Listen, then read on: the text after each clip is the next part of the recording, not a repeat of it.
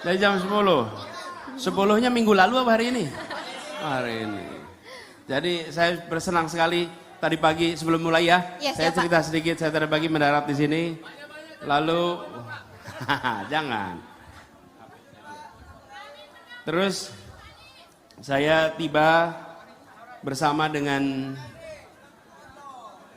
Profesor Hamdan Zulfa. Wah, selamat datang, Prof. Prof Hamdan Zulfa ini ingat nggak dulu apa? Ketua MK. Pamannya siapa? Waduh, Pak. Bukan paman siapa-siapa ya. Nah, nih ya. Ketua MK yang lulus dengan baik. Nah, makasih Pak Hamdan. Saya juga bersama dengan Ibu Nihayatul Wafiro. Nah, ini dia Bu Nini. Ini tokoh perempuan dari Partai Kebangkitan Bangsa. Dan saya ditemani dengan istri tercinta.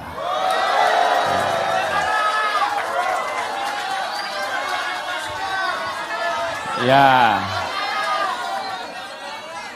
Biar nanti kalau terdesak-desak saya lapor istri.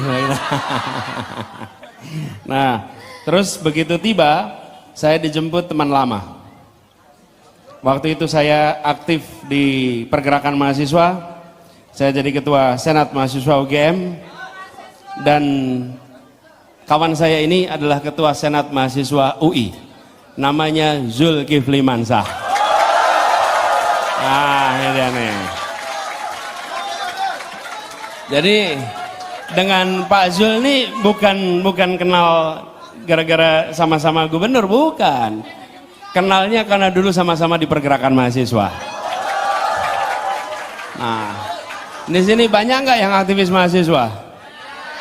Semua. Wih, mantap dong kalau begitu nih ya. Oke. Ya. Nah. Terus saya juga ditemani oleh putri saya, Mutiara. Mana tapi duduknya? Mana Tia? Mana Tia? Mana Tia? Oh, di belakang sana. Oke. Oh. Ya.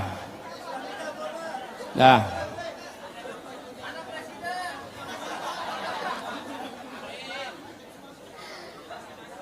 Pokoknya segala sesuatu yang baik kita amin aja dulu. Betul ya? Jadi kalau mudah-mudahan NTB makin maju.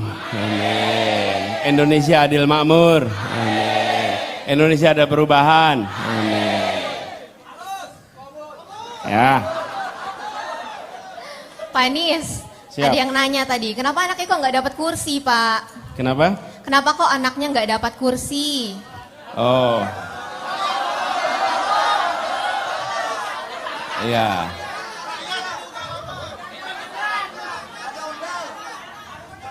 Biarkan dia dapat kesempatan yang sama dengan yang lain. Jangan sampai anak calon ditaruh di tempat yang di depan. Nah, betul tidak? Kalau baru calon aja di depan gimana nanti? Betul tidak? Silakan duduk. Kita mulai? Boleh. Pak Anies, sebelum saya mulai, sorry ya Pak ya, kalau saya mau tanya. Di TikTok saya itu setelah debat Capres ramai banget dengan Wakanda Nomor Indonesia Forever. Mungkin ada ibu-ibu atau bapak-bapak yang belum tahu makna di balik kalimat tersebut nih Pak. Mungkin boleh Pak dijelaskan singkat?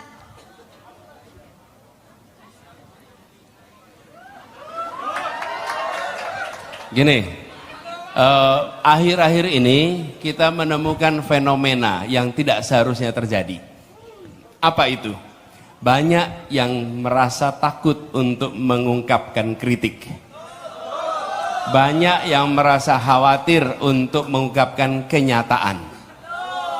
Bahkan ada yang melaporkan jalan rusak saja di proses hukum. Betul tidak? Di mana itu? Lampung. Dia tidak berbohong, dia mengungkapkan fakta. tapi kemudian diproses hukum, betul tidak? Dan ketika rasa takut itu ada, mau menyebut Indonesia saja menyebutnya dengan istilah Wakanda. Karena itu kita bilang, kita berjanji ke depan tidak perlu sebut Wakanda, Wakanda no more, Indonesia forever. Jadi ada kebebasan berbicara, itu kira-kira jawabannya. Jadi buat ibu-ibu, bapak yang belum tahu, kalau anak-anak muda pasti tahu semua. Karena aliasnya tuh Wakanda atau Konoha, betul kan? Ya, sudahlah, tidak perlu Wakanda, tidak perlu Konoha, sebut saja Indonesia. Pak, kok Bapak mau didesak nggak nervous sih Pak? Malah saya yang merasa terdesak. Apa karena Iya, ditemenin Ibu tadi, Pak? Enggak, bukan apa-apa, karena inilah sesungguhnya. Saya tahu persis bahwa yang hadir di sini orang-orang yang mencintai Indonesia. Ya, apapun yang dikatakan karena rasa cintanya pada Indonesia. Karena itu kalau jadi calon presiden jangan pernah takut untuk berdialog dengan siapapun. Betul tidak? Karena siapapun yang ditemui pasti dia memiliki rasa cinta pada Indonesia. Hanya kalau kita punya masalah kita nggak berani ketemu dengan warga. Betul nggak? Oke siap, Pak Anies sudah di panggung, artinya sudah siap dihujani 80 triliun desakan-desakan oleh warga Mataram. Boleh tepuk tangannya? Jangan, kan kita mau mendesak. Desak Anies. Desak Anies. Desak Anies. Oke, cukup. Terima kasih. Sekarang kita masuk ke segmen 1. Gimana, Nis?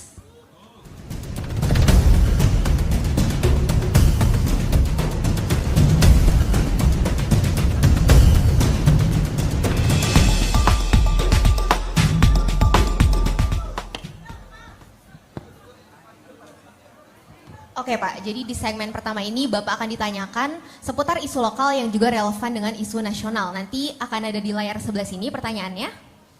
Oke, pertanyaan pertama.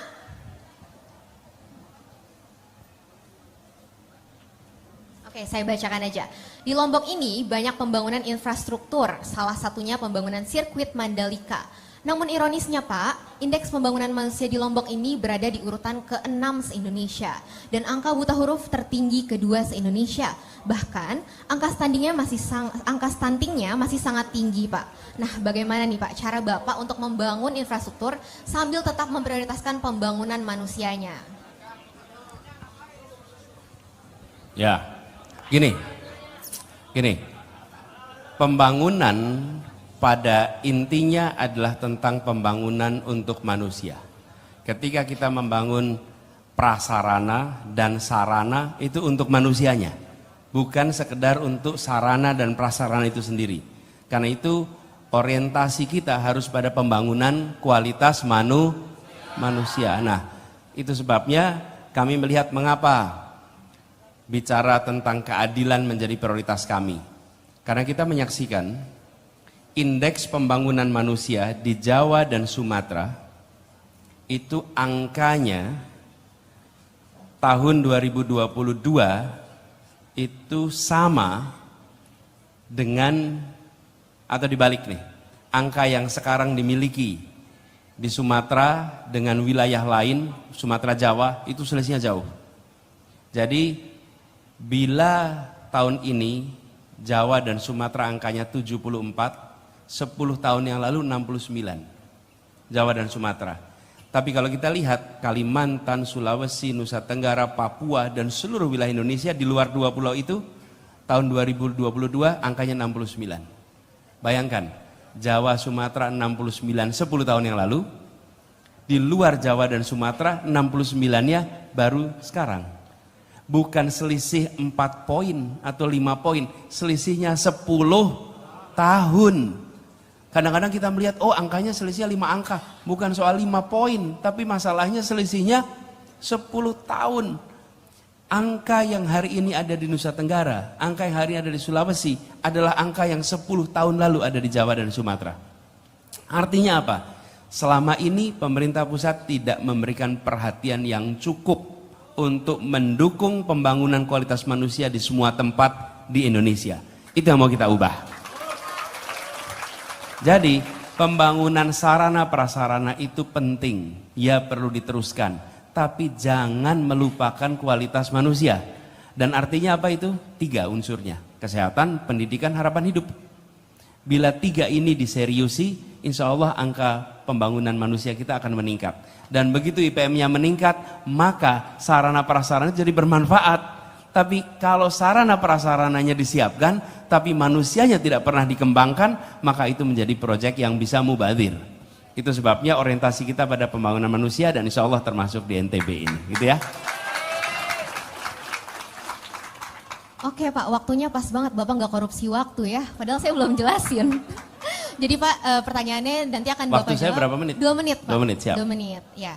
Siap. Oke, next pertanyaannya adalah, boleh dibantu? Oke, apa yang akan Bapak lakukan untuk para pekerjaan migran Indonesia? Boleh Pak dijawab? Ya, NTB ini salah satu provinsi dengan jumlah pekerja migran yang paling banyak, betul ya? Betul. Beberapa bulan yang lalu saya ke Malaysia, bertemu dengan para pekerja migran. Dan ketika bertemu dengan mereka, mereka menyampaikan persoalan-persoalan yang ada, termasuk saya ketemu dari NTB di sana itu. Apa yang mereka sampaikan? Pak, sesungguhnya kami ini tidak ingin bekerja di sini. Bila ada pekerjaan di Indonesia, kami ingin pulang ke Indonesia. Itu yang mereka katakan. Jadi, ini 2 hal. 1, dalam jangka panjang kita harus menambah lapangan pekerjaan. Karena dengan adanya lapangan pekerjaan itu, maka mereka tidak harus pergi jauh. Itu satu. Yang kedua, sebelum itu semua tercapai, maka pekerja migran ini harus mendapatkan bekal. Bekalnya apa? Nomor 1, perlindungan yang baik. Itu ketika sudah berada di negeri orang, tidak ada perlindungan, itu penderitaan yang luar biasa.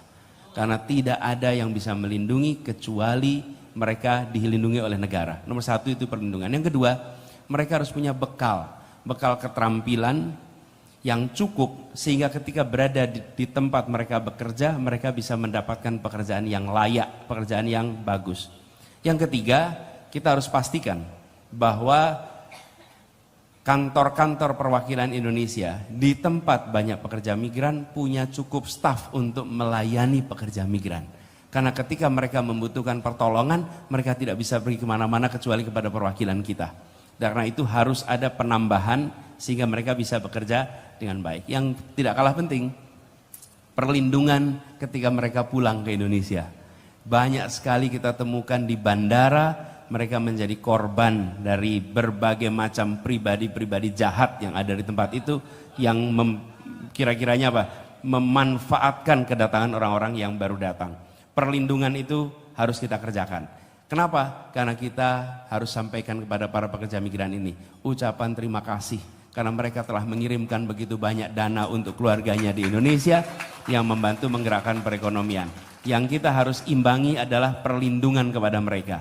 Jangan mereka kemudian menjadi korban padahal mereka sesungguhnya telah menjadi pahlawan bagi keluarga-keluarganya. Gitu.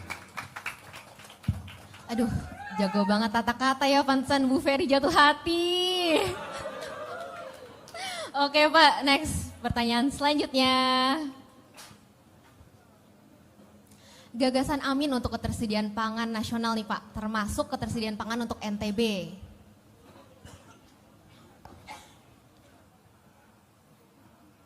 Oke, gagasan Amin untuk ketersediaan pangan nasional, termasuk, nah begini.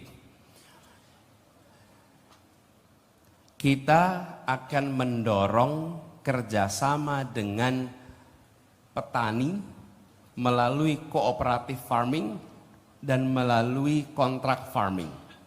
Dan bukan melalui food estate. Ya. Anggaran yang dimiliki negara ketika itu diberikan kepada program seperti food estate, maka dia dipakai oleh korporasi besar. Korporasi besar tidak perlu dana dari pemerintah. Dana dari pemerintah harusnya diberikan kepada siapa? Petani. Mengapa petani?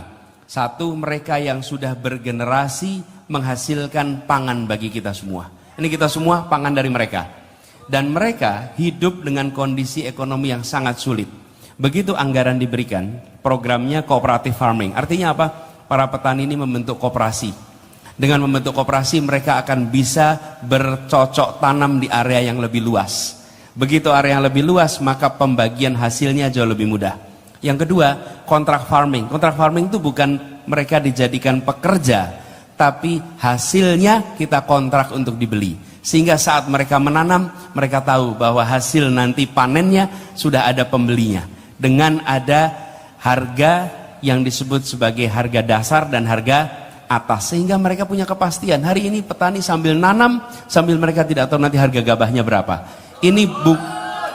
Dan ini bukan rencana. Ini sudah kami kerjakan di Jakarta dan akan kita teruskan di level nasional. Oke?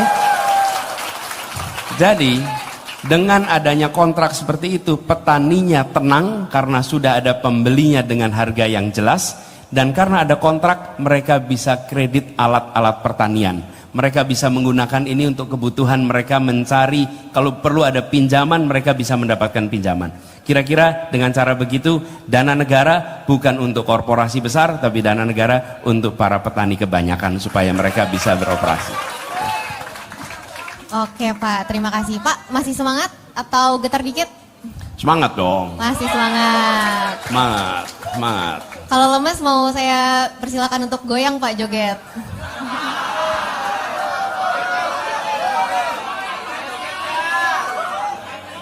Memang masih perlu joget. Nggak perlu.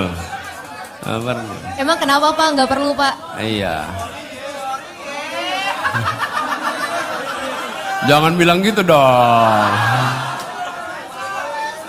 Iya. Ginilah. Kalau gagasan ada, ide ada, rencana ada, maka tak perlu banyak berjoget. Ya kan? Iya. Waduh, saya di ulti nih. Oke Pak, siap. Kita masuk ke segmen 2. Jawab nih.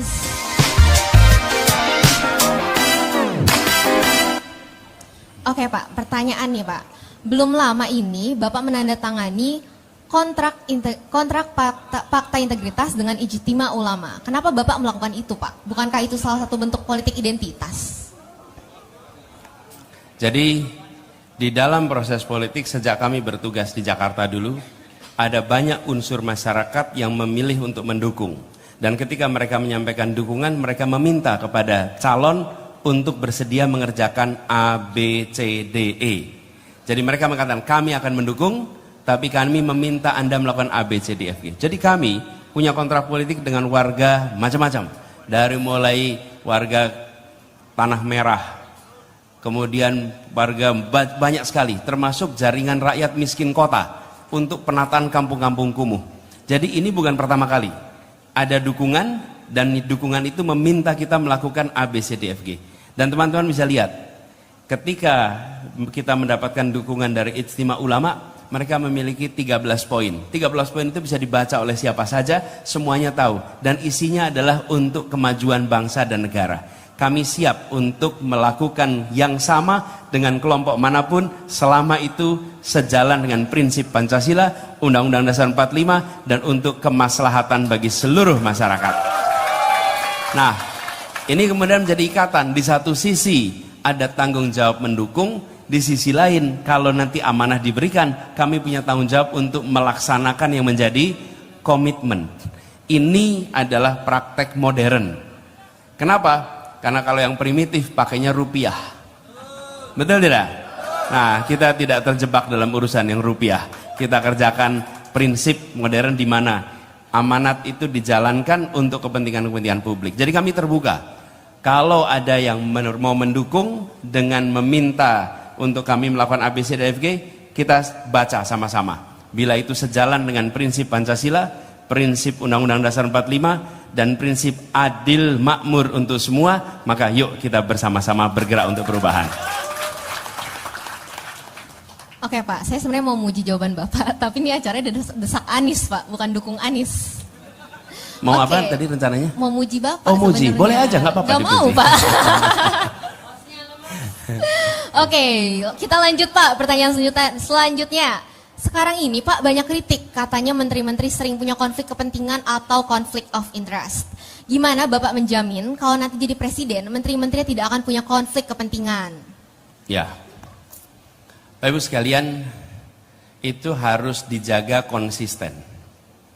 Jadi jangan sampai di awal tegas soal tidak ada konflik kepentingan, tapi sambil jalan pelan-pelan itu ditoleransi.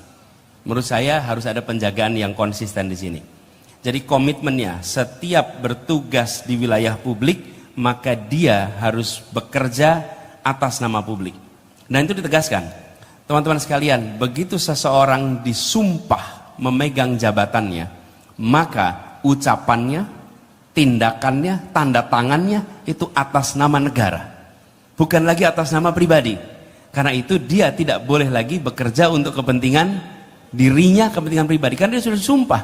Dan tidak ada sumpah itu mengatakan hanya bekerja jam 8 pagi sampai jam 5 sore. Tidak ada, itu 24 jam selama durasi dia bertugas. Jadi saya ingin pastikan, satu, mereka menandatangani komitmen. Yang kedua, menandatangani komitmen bila melanggar otomatis mengundurkan diri. Otomatis, tidak perlu diminta. Begitu melanggar otomatis mengundurkan diri. Jadi kita tidak usah nanti meminta mengundurkan diri, karena bagian dari komitmen itu bila komitmen dilanggar maka harus mengundurkan diri. Kenapa ini penting? Ini untuk menjaga kepercayaan rakyat kepada negara. Negara itu harus dipercaya. Kalau negara tidak dipercaya, maka rakyat akan curiga. Saya beri contoh, akhir-akhir ini kita mau pemilu. Semua bicara tentang bagaimana negara netral, bagaimana tidak ada kecurangan. Artinya apa? Alam bawah sadar kita mengatakan kami kurang percaya pada negara. Karena itu kami curiga. Dulu-dulu kan gak pernah ada. Ini tidak boleh. Negara harus mengembalikan kepercayaan, karena pilar dalam demokrasi adalah kepercayaan rakyat kepada negara. Dan itu dibuat dari mana? Dari yang paling puncak harus menjaga kepercayaan itu. Berarti kepalanya ya Pak, kalau puncak Pak? Kenapa? Berarti kepalanya ya, dari atas gitu ya? Memang kepala itu mulainya. Baik Pak, baik. Iya, segala mulai dari kepala. Iya. Oke Pak, kita lanjut ke pertanyaan selanjutnya. Sekarang ini hutang luar negeri mencapai sekitar 8.000 triliun. Bagaimana langkah Amin untuk mengelola hutang luar negeri agar tidak terus membengkak? Ya, gini. Hutang sesungguhnya bukan menjadi masalah bila dia digunakan untuk kegiatan produktif. Karena dia kemudian memberikan manfaat bagi orang banyak. Problemnya ketika hutangnya tidak dipakai untuk aktivitas yang produktif. Yang kedua, pemanfaatannya banyak bocor. Nah itu masalah. Tapi bila tidak banyak bocor, dia bisa optimal. Nomor satu. Kemudian yang kedua, terkait dengan hutang ini. Rasio hutang kita itu ada ambang batasnya.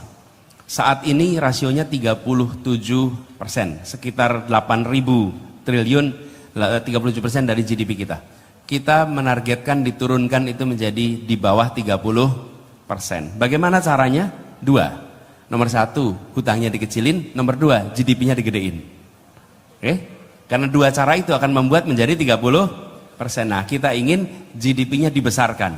Sehingga rasio hutangnya turun. Lalu memastikan hutang ini dipakai yang saya sampaikan tadi. Kegiatan yang produktif dan diawasi dengan baik sehingga hutang itu tidak bocor, ada transparansi, ada pelaporan yang baik, bisa dipertanggungjawabkan pada publik sehingga nanti memberikan manfaat kepada semuanya. Gitu kira-kira jawabannya. Teman-teman ini kayak bukan mau mendesak ya, mau mendukung nih kayaknya. Oke Pak, kita ke pertanyaan selanjutnya. Kenapa semua aplikasi pemerintah kebanyakan gak berguna, gak aman, dan cuma buang-buang anggaran Pak? Oh gitu ya. Perasaan di Jakarta ada jaki yang bermanfaat sekali. Ya. Cuman kemarin pas debat saya sebut jaki, dalam waktu hitungan berapa, nggak ada sejam, dihack. Saya bilang kalau aplikasi pemerintah itu dihack, artinya aplikasi itu bagus. Betul tidak? Kalau nggak bagus didiemin aja. Toh semua orang bisa lihat, bukan? Nah, kita ingin itu ada dalam satu sistem yang terintegrasi sehingga orang tidak perlu membuka terlalu banyak aplikasi, tapi bukan sentralisasi, karena ada banyak urusan yang dikerjakan di pemerintah daerah. Saya, Pak Zul itu sama-sama bertugas sebagai pemerintah daerah. Banyak kewenangan yang sesungguhnya ada di pemerintah daerah, sehingga kalau kita menyiapkan sebuah super app maka tidak berarti sentralisasi. hanya gerbangnya saja yang bisa satu, tapi langsung harus kerja ke tiap daerah. Karena jangan sampai adanya aplikasi yang banyak itu kemudian merepotkan, tapi jangan sampai juga dikumpulkan berakhir pada sentralisasi. Tetap harus ada otonomi pada pemerintah daerah untuk mengeksekusi. Jadi kalau ada jalan rusak, bukan kemudian diambil alih oleh pusat, tapi dipastikan pemerintah daerah mengkoreksi dengan baik. Itu kira-kira jawabannya. Makasih. Ya, siap Pak. Next ya Pak. Pertanyaan selanjutnya, saat di debat, waduh debat nih Pak, siap Pak? Saat di debat, Bapak bertanya soal bagaimana perasaan Pak Prabowo terkait batasan usia capres-cawapres. Padahal kan itu sudah jadi putusan MK Pak, sudah ada sidang etiknya juga. Kenapa sih Bapak masih nanyain itu, kenapa nggak move on aja gitu Pak?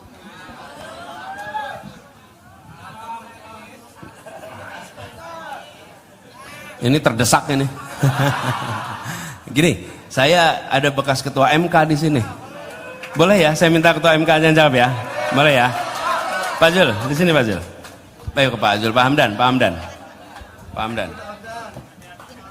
Sini. Suaranya lebih mantap. Kameranya di sebelah sana, Pak. Oh, sana ya. Enggak, sini aja.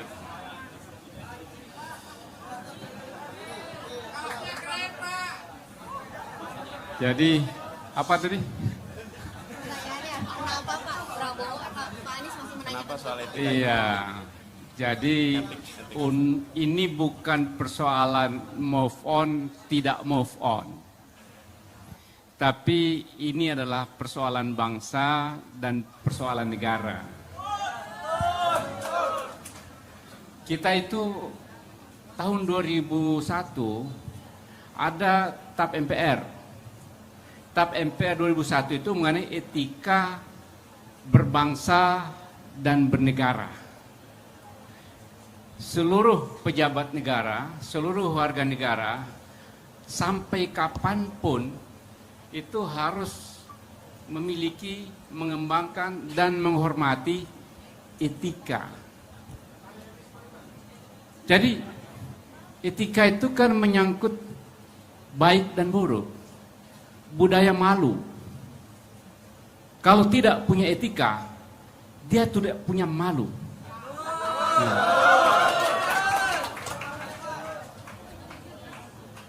Kalau di Jepang itu, kalau budaya malunya terganggu, harakiri dia. Kalau orang Bugis Makassar, budaya siri. Siri Mapache, ini ada lagi nih. Jadi, budaya itu yang memberikan dorongan kepada kita untuk selalu berbuat baik, berbakti kepada bangsa dan negara. Jadi, etika harus menjadi pedoman dalam berperilaku, bukan saja hukum. Jadi kalau saya bahas tentang putusan pengadilan itu harus ada 3 dasarnya. Hukumnya benar, etiknya benar, penerimaan sosialnya benar. Legitimasi hukum, legitimasi etik, legitimasi sosial. Itulah hukum yang benar-benar bagus. Kalau hilang salah satunya, maka hukum itu pincang. Yang kemarin itu ya jadi pincang. Karena itu, ini luar biasa nih.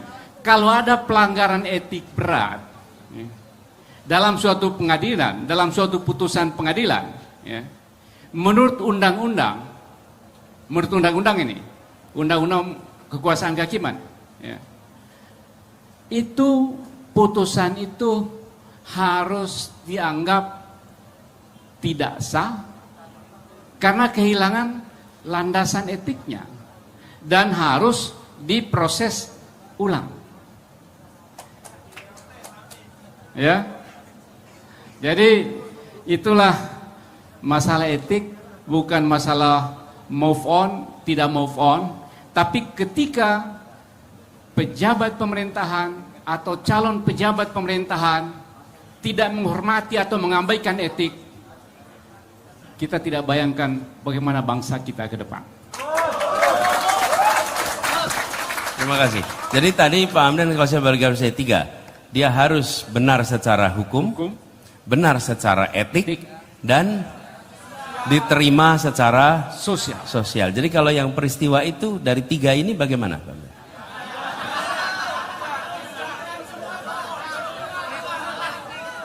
Hanya hukumnya saja, hukumnya sah putusannya, tidak bisa diganggu gugat. Tapi karena etiknya tidak terpenuhi, penolakan sosial terjadi hanya satu. Jadi bayangkan kalau ada 3 kakinya, tinggal 1, kepotong 2, runtuhlah negara hukum. Ini runtuh negara. Hukum bisa ditekuk, ya. Hukumnya benar, tapi etikanya ada. Bisa terjadi, dan itu sering terjadi. Hukumnya benar, etikanya tidak ada, itu runtuh negara hukum. Jadi hukum itu bukan saja yang tertulis, bukan saja kata-kata, tapi ada yang lebih dasar, yang lebih dalam dari situ, yaitu etik. Karena etik yang membuat hukum itu memiliki kekuatan. Tanpa etik, hukum itu bisa lumpuh. Siap. Ini yang ngomong mantan ketua MK nih, ya, bukan ya soheh ya, soheh. Dan sekarang bawa Pak Hamdan, ini Prof Hamdan, ini tulisannya ini negara hukum bukan negara kekuasaan. Mungkin balik Pak Hamdan, biar saya bisa lihat Pak Hamdan. Biar saya bisa lihat. Nah tuh, ya.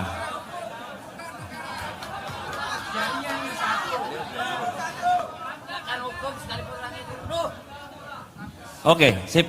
Terima kasih, Pak Hamdan. Terima kasih, saya sudah dibantu menjawab.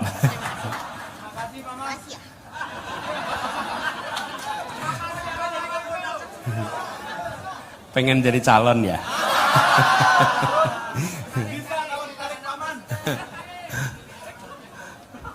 Pak Anies, sebenarnya Ya. segmen 2 udah selesai. Kita Siap. lanjut ke segmen 2, Sekarang tapi apa ntar nih? dulu Pak. Apa? Tapi kita tahan dulu. Saya boleh ngundang Katia ke depan? Boleh ya teman-teman Iya. ya? Kita undang Kak Mutiara Baswedan. Tepuk tangan yang meriah.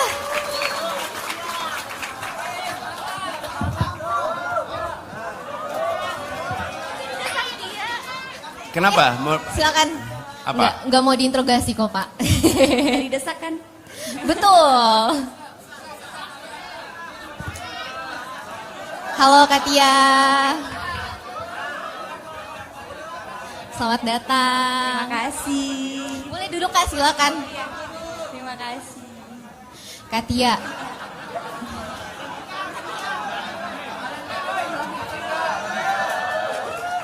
Wah, Katia banyak nih fansnya. Tapi ini pertama kali Kak datang ke NTB. Sebelumnya pernah. Oh. Beberapa kali liburan ya, Bah, waktu itu. Oke, aku mau tanya nih Kak, beberapa pertanyaan aja sih. Beban gak sih Kak jadi anak capres atau malah enak karena bisa menikmati ragam privilege? Sebenarnya kan sekarang Abah ini capres ya, bukan pejabat juga. Dan ketika Abah menjabat pun, aku tetap harus melewati proses-proses seperti teman-teman lainnya. Contohnya, waktu itu daftar kuliah ya, Bah. Udah agak pede dapat undangan. Ternyata belum beruntung. Jadi ya udah sama Abah disuruh belajar, terus disemangatin, terus alhamdulillah lolos lewat jalur tes. Bukan.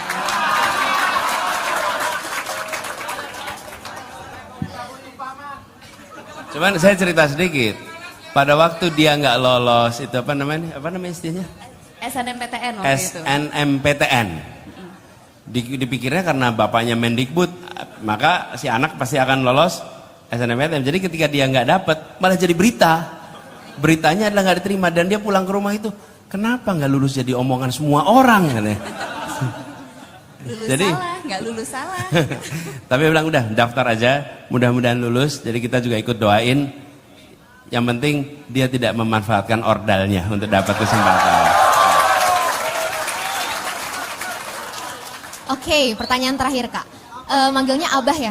Abah. Abah. manggilnya. Love language-nya Abah itu apa sih Kak? Karena kalau dilihat dari berita atau di mana-mana itu jago banget berkata-kata. Boleh cerita Kak, love language-nya Abah? Karena kalau dilihat dari sosial media, Abah ini kayaknya jago banget berkata-kata. Abah itu lengkap love language-nya. Lengkap, alhamdulillah. Ditempelin. Kurang deket ya? Oke, Abah ini lengkap love language-nya. Quality time dapat, kalau Abah pulang kantor, pulang kerja, aku suka nungguin. Quality time-nya dapat. Terus yang kedua, words of affirmation-nya dapat. Abah sekali-sekali suka mengucapkan I'm proud of you. Itu sebagai anak itu lumayan loh. Terus physical touch juga, Abah itu dengan anak-anaknya sangat dekat. Sangat Jadi kangen ayah.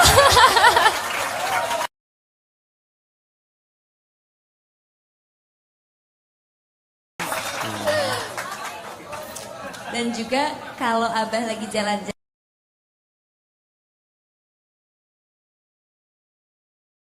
biasanya pulang-pulang bawa kado. Snack-snack buat anak-anak. Gitu. Jadi lengkap Abah tuh. Waduh, enak banget ya kalau punya ayah kayak Pak Anies. Alhamdulillah. Alhamdulillah. Oke, Kak Tia, terima kasih banyak udah Terima mau kasih. ngobrol-ngobrol bareng.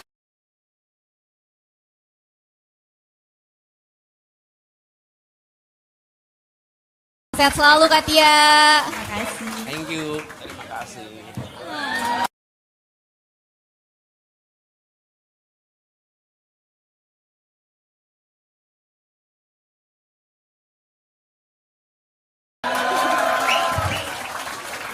Ini di luar skenario kita ini.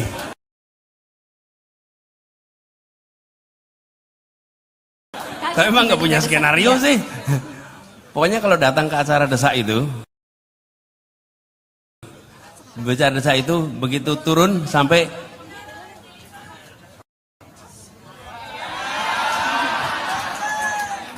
Banyak fansnya ya Pak. jadi kalau datang ke acara desak itu nggak pernah tahu apa yang akan muncul. Jadi cuman Bismillah, tawakal Allah.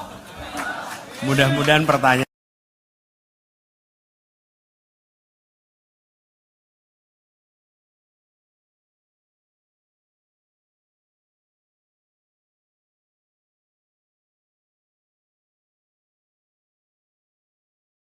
Yes, Where are you from? Blanda. Belanda. Oke.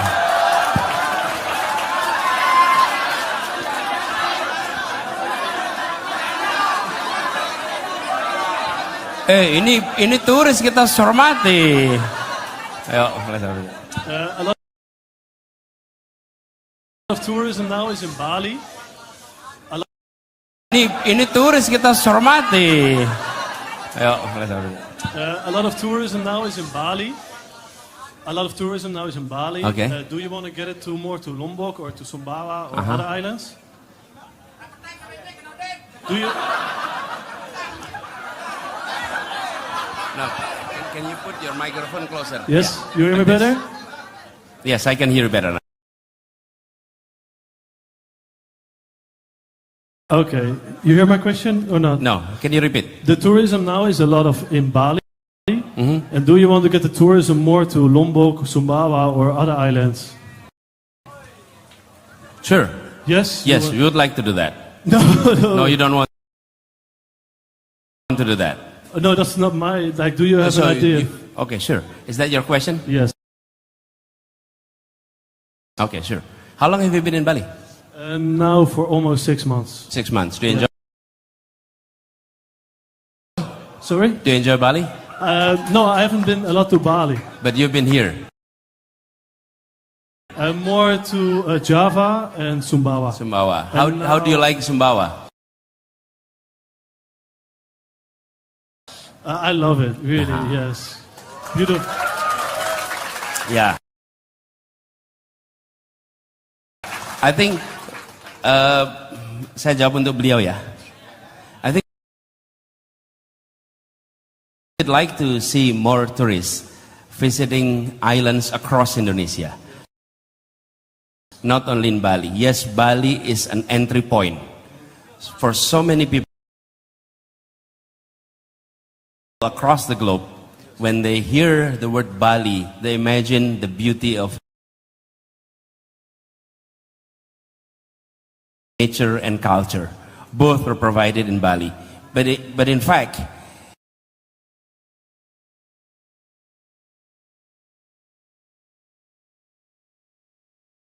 there are so many beauty of Indonesia in this emerald of our equator, which is called Indonesia. And so many islands, as you know, that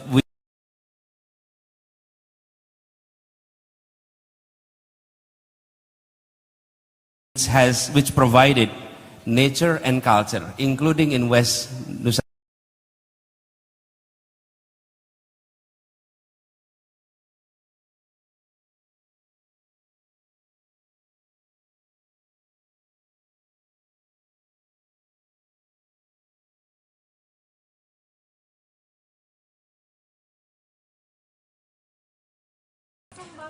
Insya Allah Sumbawa Barat ya. Dia bilang kalau bisa nanti berkunjung ke Sumbawa Barat katanya. Ada yang dari Sumbawa enggak di sini? Ada ya, oke, siap, yuk. Oke Pak, cukup kali ya Pak bincang-bincangnya. Kita langsung masuk ke segmen 3, Tanyain Anies.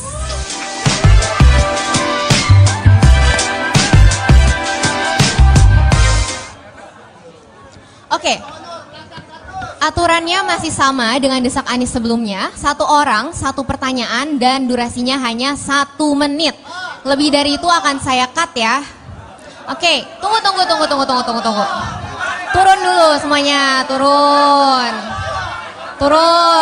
Kalau nggak turun nggak akan dikasih kesempatan. Turun dulu tangannya. Tunggu. Turun dulu semuanya, turun. Kalau nggak turun nggak akan dikasih kesempatan. Turun dulu tangannya. Oke, turun dulu. Turun ya. Dalam hitungan 1 yang ketiga akan saya tunjuk. 1. Oke, tenang. Belum. 1.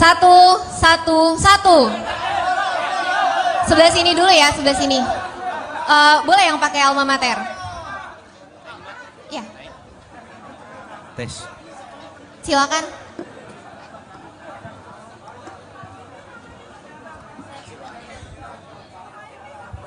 Tes 1 2 3. Bismillahirrahmanirrahim. Assalamualaikum warahmatullahi wabarakatuh. Sebelumnya mungkin saya izin memperkenalkan diri Bapak. Kalau mungkin pasangan Bapak itu namanya Muhaimin Iskandar, nah yang bertanya ke Bapak hari ini namanya Al Muhaimin, dan juga apa akrabnya juga Caimin di kampus juga Pak.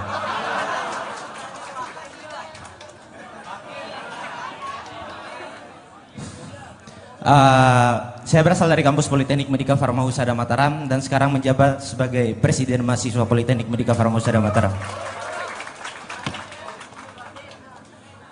Jadi saya ingin mempertanyakan Pak, mungkin langsung kepada poinnya langsung. Kemarin mungkin pada saat debat kandidat capres kemarin yang pertama menyinggung terkait dengan permasalahan IKN. Nah mungkin Bapak telah menghadirkan tuh beberapa gagasan terkait dengan solusi terhadap IKN ini sendiri. Kemudian yang selanjutnya mungkin saya langsung kepada poinnya. Kalau dilihat-lihat barang ini kayaknya agak sensi untuk Pak Anies itu sendiri terhadap penilaian Bapak terhadap IKN. Dan kemudian terus kalau Bapak kurang pas rasanya dengan IKN ini sendiri, kira-kira solusi apa yang ingin Bapak hadirkan terhadap pemerataan dan pembangunan di luar Jawa, khususnya di Nusa Tenggara Barat? Karena banyak kita lihat bahwa akibat dari program IKN ini sendiri kalau kita tinjau ada banyak hal yang akan dikorbankan. Seperti itu mungkin kira-kira penyampaian Bapak kemarin. Demikian. Ya. Jadi terima kasih. Siapa? Haimin. Oh keren juga. Haimin. Jadi gini Bung Haimin. Ini soal sumber daya yang kita miliki. Kita punya sumber daya yang terbatas, yaitu namanya anggaran. Lalu kita punya kebutuhan yang banyak. Pertanyaan kita, dengan sumber daya terbatas, kebutuhan yang banyak, yang mana yang mau dibiayai? Oh, kita punya keinginan A, B, C, D, tapi keinginan itu belum tentu kebutuhan. Betul tidak? Nah, menurut kami yang harus dibiayai sekarang adalah yang menjadi kebutuhan. Pertanyaan kemudian, apakah membangun kota baru itu kebutuhan? Belum, itu keinginan iya, tapi kebutuhan tidak. Tidak ada kebutuhan itu. Di sisi lain, bukan hanya masyarakat di luar Kalimantan, di Kalimantan sendiri ada kebutuhan membangun jalur transportasi antar kota se-Kalimantan. Ada kebutuhan memperbaiki sekolah-sekolah rusak se-Kalimantan. Ada kebutuhan membangun puskesmas di setiap desa dan kecamatan se-Kalimantan. Jadi dari Kalimantan sendiri itu banyak kebutuhan mendasar belum tercukupi. Apalagi bila kita masukkan yang di luar Kalimantan. Di Nusa Tenggara masih banyak PR yang harus kita lakukan.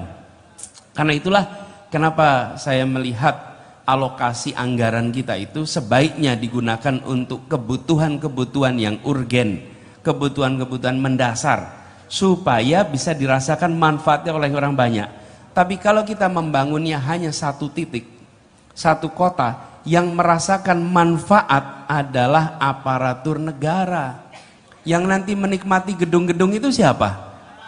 Aparatur negara, bukan rakyat. Karena itulah kami melihat dana ini jauh lebih banyak, lebih baik bila dimanfaatkan untuk kepentingan rakyat banyak. Dan saya terima kasih Bung Haimin sepaham soal itu. Terima kasih. Thank you. Ada tanggapan balik nih Kak atau gimana? Cukup. Cukup. Makasih ya Bung Haimin ya. Kirim jaketnya Pak, boleh minta? Tidak.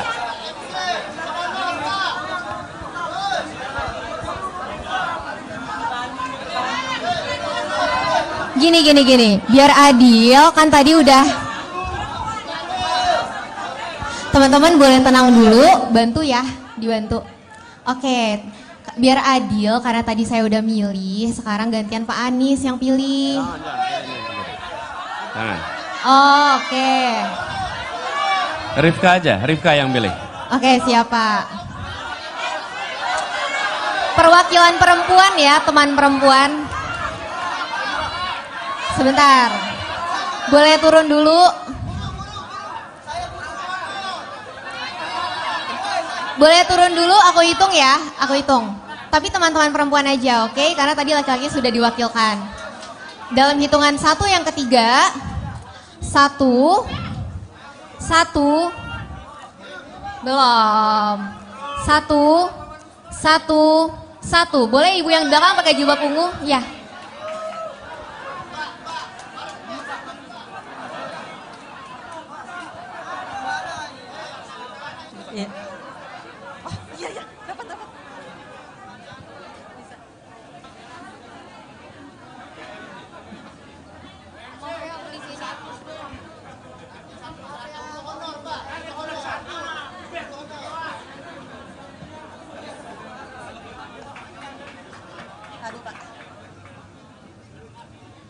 Assalamualaikum warahmatullahi wabarakatuh. Kayaknya saya mimpi bagus tadi malam sehingga saya bisa dapat kesempatan. Sudah sering saya berdoa semoga bisa dapat atau ketemu sama Bapak langsung. Amin. Oke, perkenalkan nama saya Armi. Saya dosen di salah satu perguruan tinggi di Mataram, swasta. Oke, mungkin to the point aja Pak. Di NTB saat ini di universitas swasta banyak sekali dosen-dosen itu tidak mendapatkan gaji yang WMR atau standar. Jadi di bawah WMR. Nah, terkait dengan hal itu, jika Bapak dan semoga Bapak dapat jadi presiden, amin ya. Regulasi apa yang Bapak terapkan terhadap dosen-dosen di bawah WMR tersebut? Pertama. Kedua, yayasan banyak yang nakal terkait dengan tidak menggaji dosen tersebut. Artinya regulasi untuk dosen dan regulasi untuk yayasan supaya kita juga merdeka untuk di Indonesia. Terima kasih Bapak.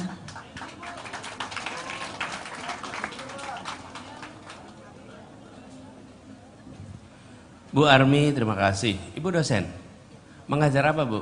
Akuntansi. Mengajar akuntansi. Alhamdulillah. Gini Bu, jadi di dalam hubungan industrial, hubungan antara pemberi kerja dengan yang bekerja itu ada aturannya. Dan aturan itu dibuat minimal untuk 3 kebutuhan. 1, dia memberikan rasa keadilan.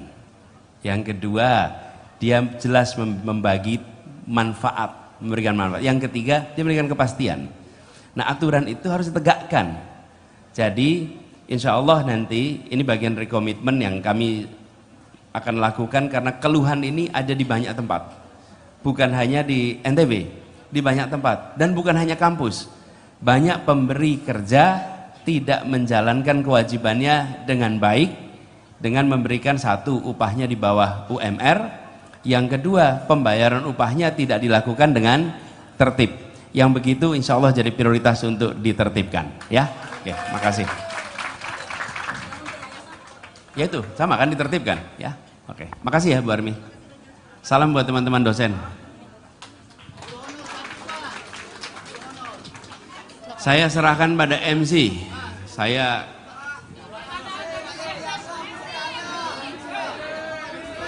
Satu lagi kali ya Pak, terakhir Pak. Oke. Petani.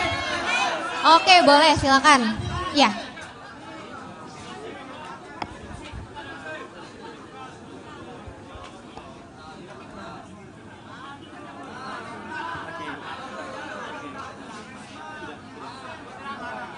Tes sudah baik, terima kasih kesempatan luar biasa. Rasanya wow. Jadi saya datang di sini sebagai petani muda, Bapak. Jadi 2019 saya memutuskan untuk pulang ke kampung untuk menjadi petani dan sedang memperjuangkan diri untuk terus menjadi konsisten. Ya walaupun sekarang kita lihat di NTB dengan pertanian yang sangat sulit, termasuk kita lihat bukit-bukitnya ditanami jagung dan kami merasa keresahan itu sangat luar biasa. Tetapi nama Anda siapa? Airil Sukma. Panggilan? Airil. Airil. Ya. Airil usia berapa? 27. 27 dan memilih bertani. Iya. Luar biasa. Kami punya komunitas namanya Bonjor Organik dan itu memang tugas kita untuk menghasilkan produk pertanian yang sehat rencananya. Mudah-mudahan itu ini. Kebetulan tahun 2020 saya menjadi pemuda pelopor untuk mewakili NTB di bidang pangan. Nah, alhamdulillah dari prestasi ini. Semenitnya habis. Oke, pertanyaannya bagaimana peran pemuda ke depan untuk di bidang pertanian dan yang terakhir adalah bagaimana mengatasi supaya pertanian ini ramah lingkungan di NTB. Gini, pertama soal bagaimana pemuda sebetulnya Anda yang harus berbagi pengalaman. Ini apa yang Airil kerjakan adalah rute penting yang banyak anak-anak muda tidak melihat.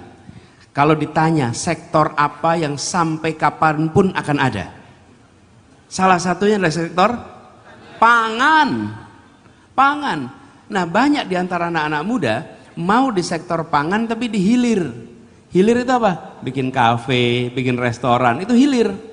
Hulunya jadi petani.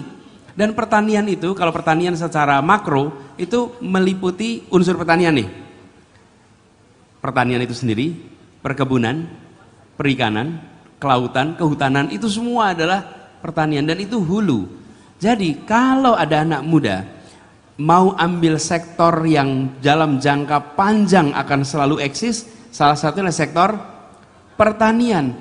Jadi Airil, saya malah salut dan menurut saya Anda harus promosikan lebih banyak lagi anak-anak seperti Anda nih. 73% dari petani Indonesia berusia di atas 45 tahun. Ya? Sehingga kita cuma punya seperempat nih yang usia di bawah itu. Kita akan kekurangan stok petani di masa depan. Kemudian pertanyaannya, apa tugas pemerintah? Supaya anak muda mau ke pertanian. Sektor pertanian harus menjadi sektor yang membawa kesejahteraan bagi petaninya. Kalau menjadi petani tidak sejahtera, mana ada yang mau jadi petani? Betul tidak? Dan itu salah satu masalah utamanya. Petani tidak sejahtera sehingga anak muda tidak mau jadi petani. Anda masuk di sektor yang unik karena Anda masuk ini kemudian membawa gagasan pertanian yang berkelanjutan, betul tidak? Nah, pertanian berkelanjutan ini udah punya segmen pasarnya. Karena itu segmen pasar ini bagus. Anda karena menawarkan berkelanjutan, pasti menggunakan pupuk yang serba organik, semuanya serba ramah lingkungan. Nah, itu pasarnya besar tuh, bagus di situ. Tapi kami melihat seluruhnya bagi pertanian tradisional harus diubah. Karena itu kenapa kita merencanakan reformasi, namanya bukan sekedar pertanian. Kita mau melakukannya revolusi agromaritim untuk Indonesia. Supaya kita ubah kebijakan itu agar lebih banyak lagi anak muda yang mau menjadi petani. Anak muda tidak mungkin mau masuk dunia usaha yang tidak memberikan keuntungan, nggak mungkin. Jadi inilah salah satu yang harus, itu PR-nya di pemerintah. Tapi yang saya berharap dari Airil, saya berharap Airil berbagi cerita betapa membahagiakannya menjadi petani itu. Oke? Ya, Siap? Siap. Kita salaman ya? Ya. Oke, terima kasih.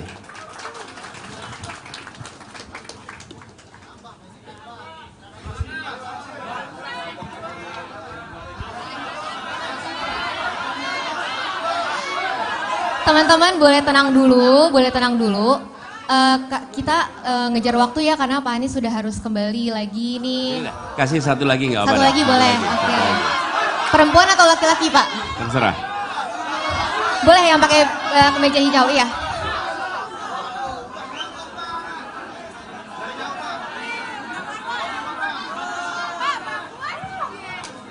Gini, kalau tidak dihabiskan insya Allah kunjungan berikutnya. Mudah-mudahan. Cek. Boleh salaman dulu Pak? Oke, Assalamualaikum warahmatullahi wabarakatuh. Nama saya Ramdan Zulfa. Ramdan Zulfa Pak. Saya bukan paman sih. Saya mahasiswa semester 5 di Fakultas Hukum Universitas Mataram. Baik Pak, ini merupakan kesempatan ketiga bertemu dengan Pak Anies. Sebelumnya saya ketemu di Lombok Tengah, di Pondok Pesantren Kamarul Huda Bagu. Saya warga sana. Kemudian saya juga ketemu di Jakarta. Saya merupakan perwakilan NTB di acara Bawa Ide. Oke Pak, yang jadi pertanyaan saya Pak, saya coba melihat, kebetulan saya juga pelaku wisata di NTB. Saya membuka data dari Jadesta, Jaringan Desa Wisata. Di sana tercantum 4.790 desa wisata di Indonesia. Kemudian di NTB sendiri terdapat 324 desa wisata. Kalau kita presentasikan itu 50% desa yang ada di NTB itu merupakan desa wisata Pak. 50% desa wisata. Kemudian Gubernur NTB meng-SK-kan 99 desa wisata. Teman-teman pelaku pariwisata, baik itu yang memiliki marketplace, kemudian startup, mereka mempunyai satu keraguan Pak. Apakah program desa wisata ini akan dilanjutkan oleh Bapak nanti jika terpilih? Kemudian jika Bapak terpilih, terobosan apa yang akan Bapak tawarkan dan komitmen apa terhadap desa wisata ini? Karena desa wisata ini sangat dirasakan oleh masyarakat desa Pak. Contohnya apa? Contohnya, saya kebetulan Pak pengelola desa wisata di Bilebante namanya Pak. Kemarin di bulan kemarin ini kita mendapatkan penghargaan dari UNWTO Best Tourism Village. Waktu Mas. Bagaimana Pak komitmen Bapak jika terpilih? Terima kasih Pak.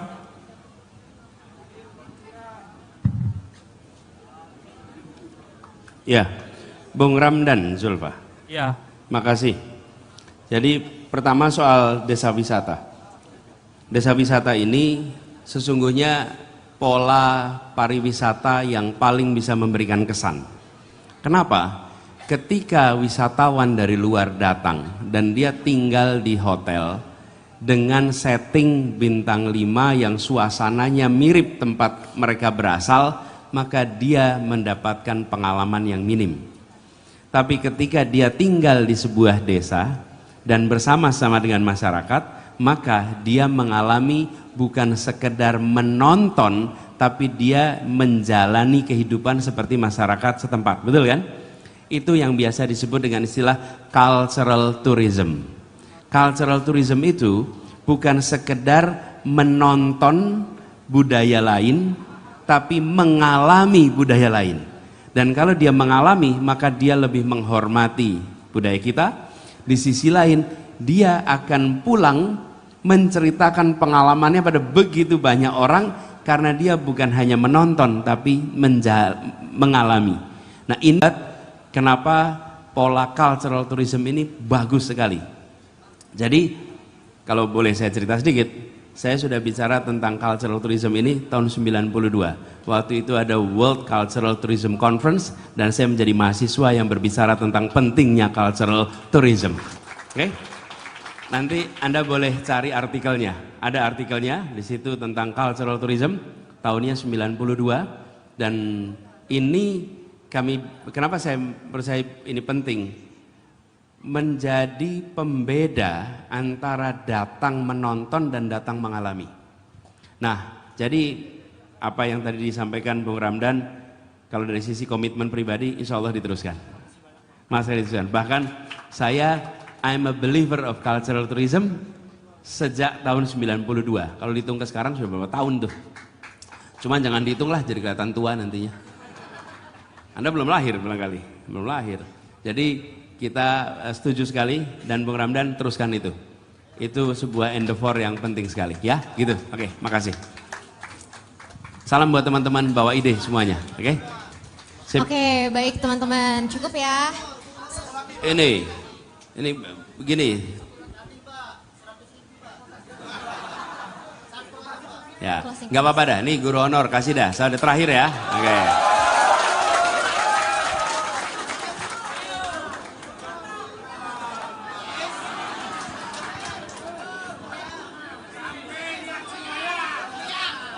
C1. Sebelum saya mulai, terlebih dahulu hidup guru honor, hidup mahasiswa, hidup masyarakat, hidup rakyat Indonesia. Terima kasih. Assalamualaikum warahmatullahi wabarakatuh. Langsung saja, Bapak Anies Rashid Baswedan. Nama saya Mus Mulyadi, asal Lombok Tengah paling selatan, Pak Anies, Semoyang. Ya ada di sini, Semoyang. Kebetulan saya adalah salah satu guru honor, Pak Anies. Saya mengabdi di madrasah itu mulai dari 2009, Pak Anies. Sudah beranjak 14 tahun, belum jadi guru paling gede P3K, seperti itu, Pak. Ya, yang jadi langsung saja yang jadi pertanyaan saya di sini, Pak Anies, atau himbauan mungkin ini sifatnya, mudah-mudahan Bapak Anies diijabahkan oleh Allah Subhanahu wa taala sebagai presiden dan Caimin sebagai wakil presiden 2024-2029. Kami prihatin yang guru honor ini, Pak Anies. Guru honor ini mohon maaf, gajinya 1 kali 3 bulan digaji itu 600.000, Pak. 600.000, Pak. 200.000 1 bulan, kurang malah. Ya. Keinginan kami mewakili teman-teman guru honor yang ada di Nusa Tenggara Barat terutama, Pak Anies, supaya kami itu disetarakan sama teman-teman guru yang mengajarnya di sekolah negeri, Pak Anies. Yang sekolah negeri ini mohon maaf, dia itu bisa P3K, Pak Anies. Kami yang honornya di swasta, yang mengajarnya di sekolah swasta atau di madrasah, tidak bisa di P3K-kan, Pak Anies. Tidak bisa di P3K-kan. Memang itu sudah aturan dari atas. Itu, Pak Anies, tidak bisa itu. Ya, dari pusat. Tidak bisa, tidak tahu aturannya seperti itu, Pak Anies. Aturnya seperti itu. Terkecuali sekolah yang swasta, yang madrasah, yang negeri baru bisa. Yang negeri saja bisa, Pak Anies. Kami yang swasta tidak bisa, Pak Anies. Ya, mohon supaya Bapak Anies ya didengarkan kami yang guru honor ini, Pak Anies. Supaya paling tidak satu saja keinginan kami, teman-teman. Supaya nanti kami yang honornya di sekolah swasta bisa untuk melamar P3K. P3K, Pak Anies. Mohon maaf Bapak Zulkifli Mansah, karena beliau sudah ini, kami juga sudah, saya ngomong sama beliau dulu bertanya tapi tak dibawa-bawa. Ini Bapak gitu, Pak Anies. Karena begini, mohon maaf Karena di sini sama-sama kami itu mencerdaskan anak bangsa. Ya. Sama-sama sama-sama kami itu sudah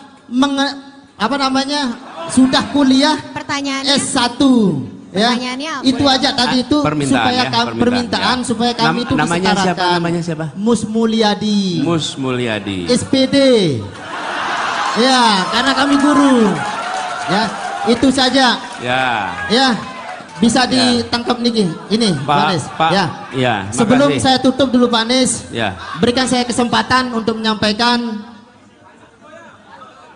bukan pantun. Ya, ini yang sering diucapkan oleh Bapak Anies ya. Wakanda no more, Indonesia forever.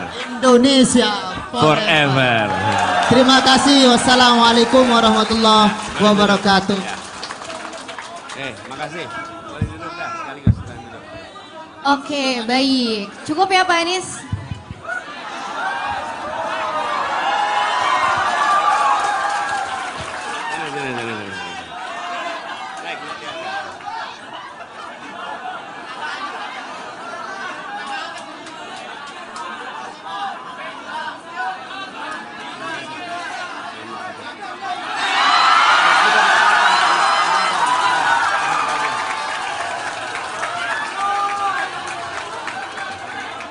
Oh ya betul. Bener-bener ya. Jangan sampai ada rugi ya gitu ya. Oke.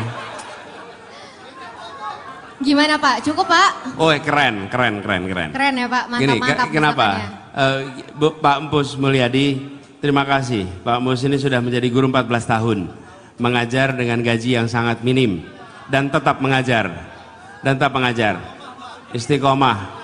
Kita sampaikan terima kasih insya Allah pada beliau, nanti segera dituntaskan statusnya ya. Tapi tepuk tangan dulu buat beliau nih Pak Mus. Gini teman-teman, kita miris ini melihat anggaran tidak ada untuk guru honor. Di sisi lain kita alokasikan anggaran begitu besar untuk membangun kota baru. Betul tidak? Itu yang saya sampaikan. Di mana letak prioritas kebutuhan kita? Kita tadi sampaikan, kita ingin membangun kualitas manusia. Berarti kita harus memastikan guru bisa fokus mengajar. Syaratnya dia bisa fokus mengajar, pendapatannya harus cukup. Kalau pendapatannya kurang, dia tidak fokus. Dia harus mencari pendapatan tambahan di kanan kiri. Betul tidak?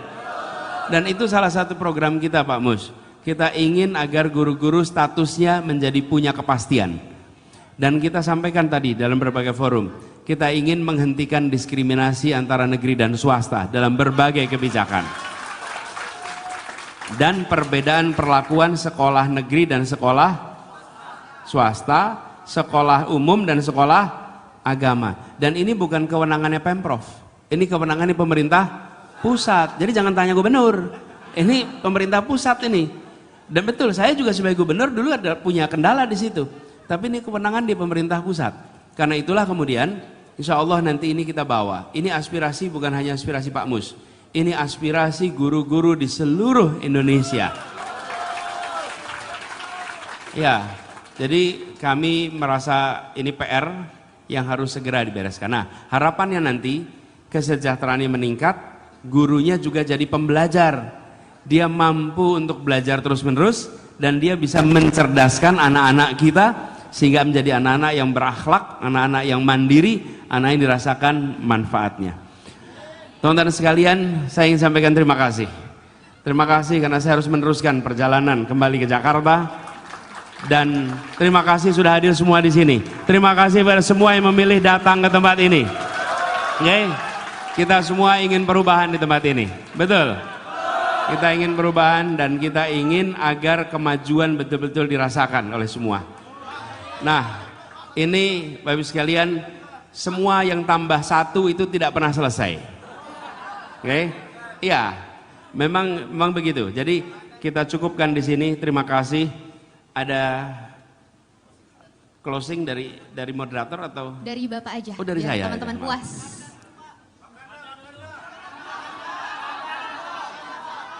Ya, sebelum ya, Ibu sekalian, saya ingin sebelum itu, saya ingin pesankan pada semua, perubahan atau tidak perubahan itu keputusannya ada di tangan teman-teman semua. Oke? Anda yang muda, Anda yang memiliki masa depan. Anda pemilik masa depan, dan Pilpres adalah tentang masa depan. Pemilu adalah tentang masa depan. Keputusan yang dibuat di tanggal 14 Februari itu berdampak pada perjalanan kita ke depan. Oke? Kita punya banyak masalah. Kita punya macam-macam masalah. Tapi kita punya sekarang 3 opsi yang tidak bisa ditambah. Cuma 3. Anda harus menentukan pilihan dari 3 ini. Saya tidak meminta Anda untuk memilih salah satu. Saya tidak minta Anda milih nomor 1. Tapi saya minta Anda untuk jangan sia-siakan hak pilih yang Anda miliki. Oke? Yang kedua, saya minta kepada Anda untuk menjadi pemilih yang rasional. Rasional itu artinya memperbandingkan. Rasio itu artinya perbandingan. Orang disebut rasional bila dia memilih dengan membandingkan. Dan Anda bebas membandingkan apa saja. Membandingkan cara bicaranya boleh, membandingkan rambutnya boleh, membandingkan apa saja, tapi saya usul bandingkan rekam jejaknya, bandingkan rekam karyanya, bandingkan rekam prestasinya, dan bandingkan rekam gagasannya. Jika kemarin tidak ada gagasan, besok tidak ada gagasan. Bila kemarin belum ada karya, besok juga tidak ada karya. Betul tidak? Apa yang sudah dikerjakan besok adalah prediktor ke depan. Karena itu saya minta kepada teman-teman semua 2 hal. 1, manfaatkan. Yang kedua, jadilah pemilih yang rasional. Dan kemudian sesudah itu Anda tentukan apakah Indonesia jalan di rute sekarang atau Indonesia ambil perubahan. Pilih mana? Perubahan. Kalau perubahan berarti nomor berapa itu? Insya Allah dari NTB perubahan akan berjalan untuk Indonesia. Dan kita bisa bilang nanti Wakanda no more, Indonesia forever. Teman-teman, saya ini pakai jaket. Enggak, jaketnya suka nggak jaketnya? Suka. Nanti, sebelum. Saya mau tunjukin yang bikin jaket saya. Belum apa-apa udah saya gitu. Saya mau tunjukin Ciki Fauzi. Panggil. Ini yang bikin jaketnya nih. Ciki Fauzi ini putrinya Ikang Fauzi dan Mbak Marisa Haq, ya. Beliau yang bikin nih. Oke. Nah, tapi gini, saya mau kasihin jaket ini. Boleh kan? Boleh. Gini. Jangan dilempar, nanti kayak yang satunya. Betul nggak? Iya. Saya mau tanda tangani dulu ya.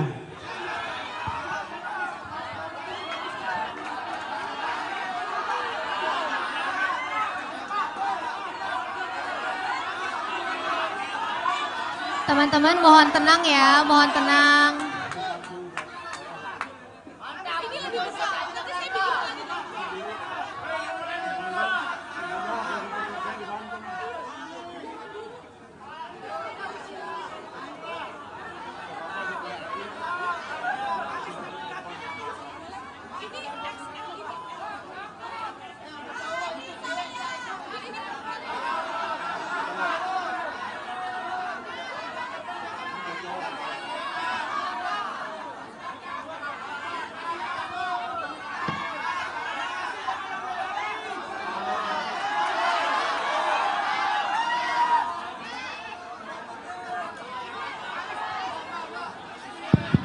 Oke, sebelumnya gini.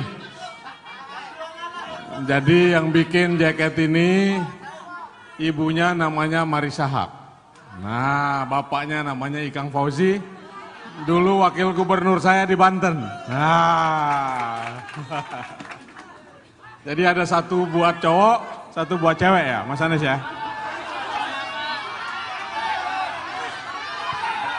Nah, baru kita pusing sekarang.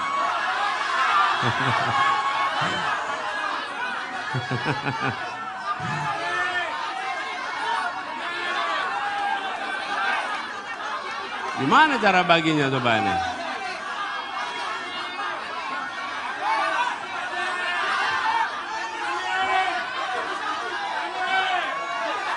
Gini. Teman-teman harap tenang dulu ya.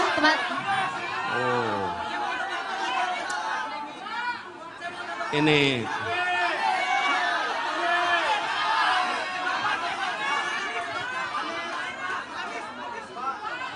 Kalau gini, Bapak sekalian, teman-teman, bentar, sebelum itu, saya mau tanya dulu, Siki, kalau mau pesen ini di mana? Mungkin nanti bisa dibeli di Cikigo. Cikigo ya. Sebenarnya ini saya bikin karena permintaan teman baik, tapi kayaknya nanti saya bisa bikin lebih banyak lagi. Ya, gini, Pak Jul, gini kalau kita semua kita kepengen ya. Tapi gini, kalau boleh saya usul ya. Saya usul nih, saya merasa ini yang kami terima ini, saya ingin berikan kepada guru yang belum diangkat. Boleh ya, Guru Nerer ya, sini Pak Guru. Nah.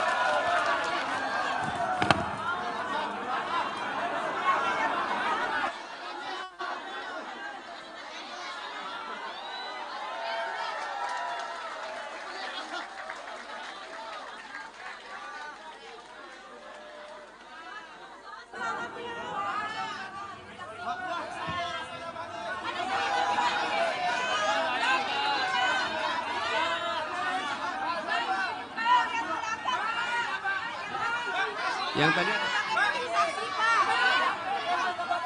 tadi ada yang bertanya perempuan nggak? Nggak ada. Ada. Oh ya. Ada ibu. Satu laki, satu perempuan. Ya. Tadi yang perempuan siapa yang bertanya tadi? Enggak, yang bertanya. Ibu, boleh. Ibu bertanya. Ya, nah ini kita kasihan pada lagi-lagi yang dapat ternyata adalah dua pribadi yang mencerdaskan anak bangsa tapi belum mendapatkan penghargaan yang setara, betul tidak?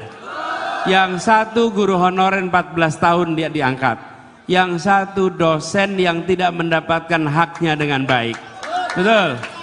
Ikhlas ya diberikan pada mereka. Ikhlas ya, ikhlas. Insyaallah. Ibu, mari Bu. Kita berikan kepada dua pribadi yang mewakili. Teman-teman semua. Sebentar. Rata-rata yang di sini pernah sekolah bukan? Pernah kuliah bukan? Di balik kuliah Anda ada jasa guru. Betul tidak? Dan dua ini yang sekarang menerima adalah mereka yang berjasa atas pendidikan di NTB. Oke? Makasih. Insya Allah ini adil. Ya. Teman-teman semua, NTB, terima kasih NTB. Terima kasih NTB. Insya Allah kita jumpa lagi. Dan mari sama-sama pastikan perubahan terjadi di NTB. Insya Allah. Salam buat semuanya. Assalamualaikum warahmatullahi wabarakatuh.